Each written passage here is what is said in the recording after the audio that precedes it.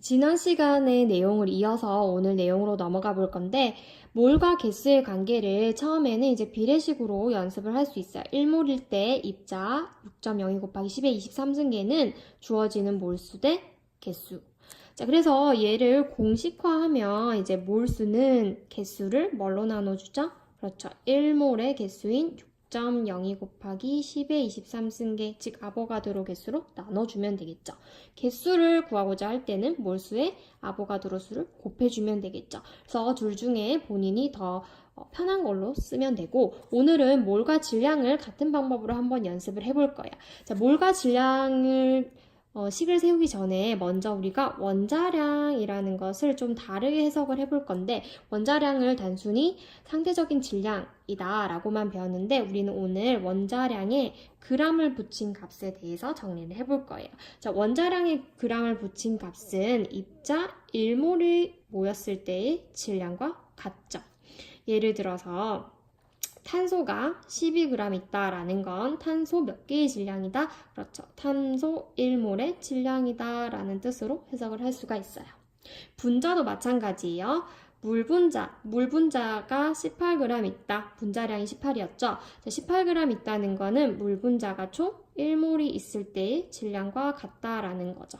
그래서 책에도 보면 화학식량 또는 분자량에 g을 붙인 값은 그 물질 1몰을 구성하는 입자의 질량과 같아요. 굉장히 중요한 말이고요. 그래서 원자량을 또 다른 용어로 뭐라고도 부르냐면 몰 질량이라고도 불러요.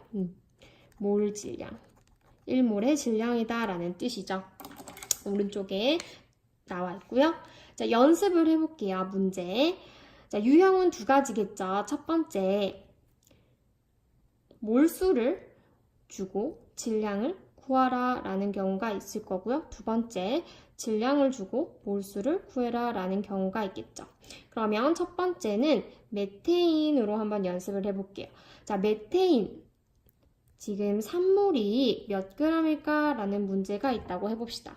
그럼 첫 번째 할 일은 뭐냐면 얘의 화학식량을 구하는 거예요. 원자량이 주어진다면 얘의 화학식은 16이라는 것을 알 수가 있겠죠.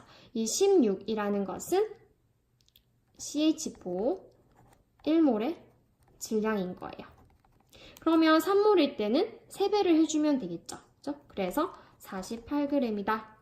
정리를 해보면 질량을 알고 싶다면 몰수에다가 1몰 질량을 곱하면 된다라는 뜻이죠. 그래서 지난 시간에 우리가 이렇게 화학식량 구하는 연습을 했었고요. 두 번째도 마찬가지죠. 이번에는 물 분자로 연습을 해볼게요. 물이 지금 현재 90g이 있어요. 얘는 몇 몰일까? 라고 물었어. 그러면 이제 물이라는 애가 나왔으니까 물의 화학식을 떠올려야겠죠. 자, 물의 화학식은 1, 16, 그 다음에 H가 2개니까 18이었죠. 여기에 g을 붙인 이 값이 H2O 1몰의 질량이 되겠죠. 그럼 1몰일 때 18g이니까 90g은 몇 몰일까요? 그렇죠. 90을 18호로 한번 나눠보면 5몰에 해당하는 값이 되겠죠. 얘를 공식으로 한번 바꿔보면 몰수를 구하고자 할 때는 어떻게 하자? 질량을 뭘로 나누면 되더라? 1몰의 질량으로 나누면 되더라 라는 거예요. 같은 식인 거죠, 결국에는. 그러면 위로 올라가서 우리 몰수는으로 정리를 해보면 몰수는 질량을 무엇으로 나누죠? 그렇죠. 1몰의 질량으로 나누면 됩니다. 1몰의 질량을 다시 말하면 원자량 또는 얘가 분자라면 분자량이라고 할 수 있겠죠. 얘도 마찬가지로 비례식으로 풀어도 괜찮겠죠?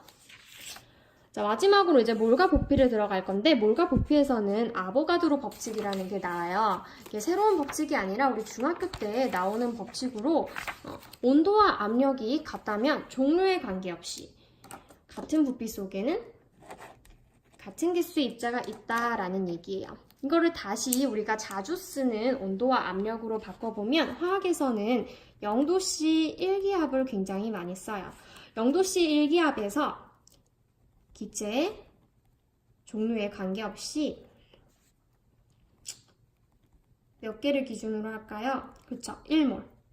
1몰은 몇 리터다라고 할 수 있겠죠. 이걸 계산을 했더니 몇 리터가 나오냐면 이제 굉장히 많이 쓸 거예요. 22.4리터다라는 걸 측정을 했어요. 그래서 기체 종류에 관계없이 1몰은 22.4리터다라는 아보가드로 법칙에 의해서 한번 연습을 해볼게요.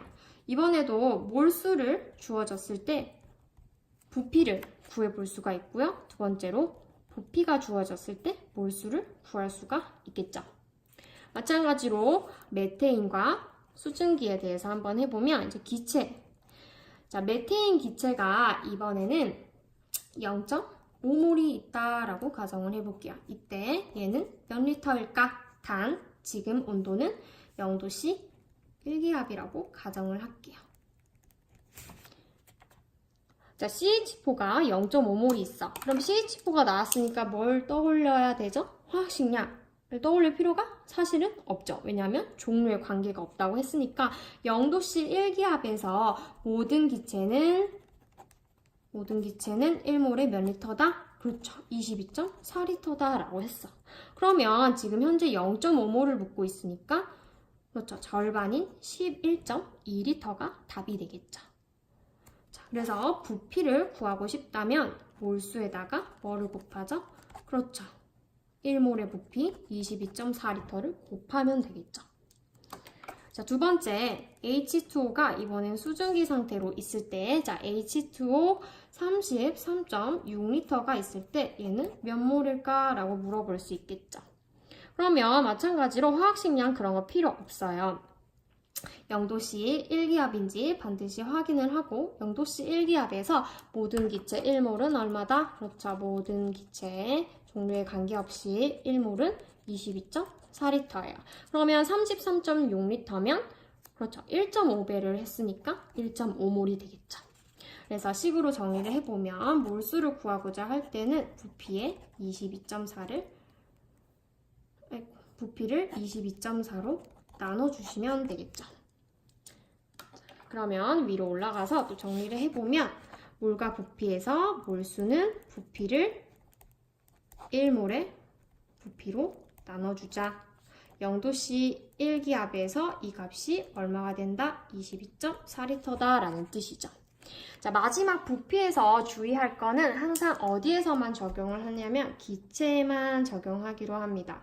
진짜 중요해요. 꼭 확인을 하시고, 그 이유는 뭐냐면 종류의 관계가 없다는 건 기체의 특징 때문이에요. 기체는 분자 간의 거리가 굉장히 멀어요. 그래서 기체 자체의 크기를 무시할 수 있어요.